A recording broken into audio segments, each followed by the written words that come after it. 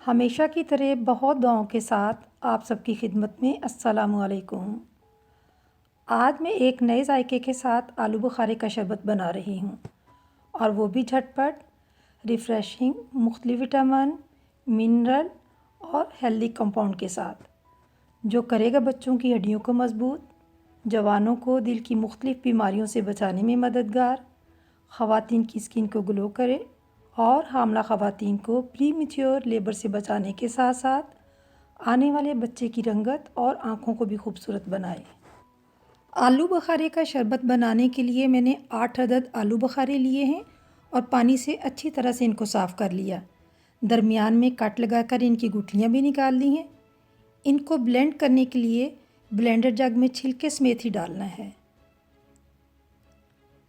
जग में कटे हुए आलू बुखारे डालकर शुगर सिरप यानी शीरा, जिसे हम चाशनी भी कहते हैं, 2 टेबलस्पून वो शामिल कर देनी है।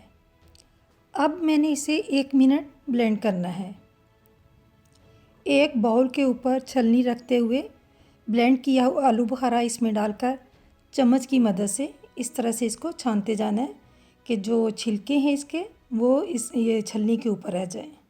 इसलिए कि जूस में इसके छिलके अच्छे नहीं लगते, लेकिन जो फाइबर का इस्तेमाल चाहते हैं तो वो ऐसे भी बर्फ़ के साथ जूस इस्तेमाल कर सकते हैं। ये देखिए सारे छिलके ऊपर छलनी में आ गए हैं। अब फिर से आलू बुखारे की पेस्ट को मैंने ब्लेंडर जग में डाला, लेकिन इसमें पानी शामिल नहीं करना। इतनी आइस डालनी है कि जूस जो है वो ठंडा भी हो जाए और इसकी मिकदार भी ज़्यादा हो जाए। छोटे गिलास में बच्चों के लिए मज़ेदार फ्लेवर बनेगा और बड़े गिलास में बड़ों के लिए।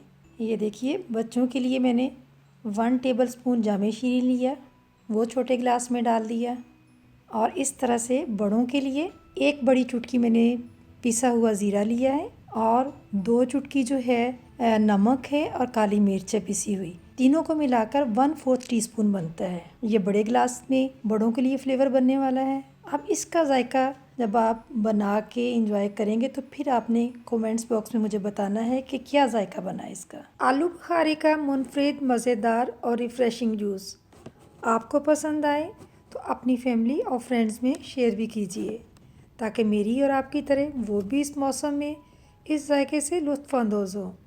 मिलूँगी फिर से एक और नई रेसिपी के साथ। अल्लाह हाफ़िज़।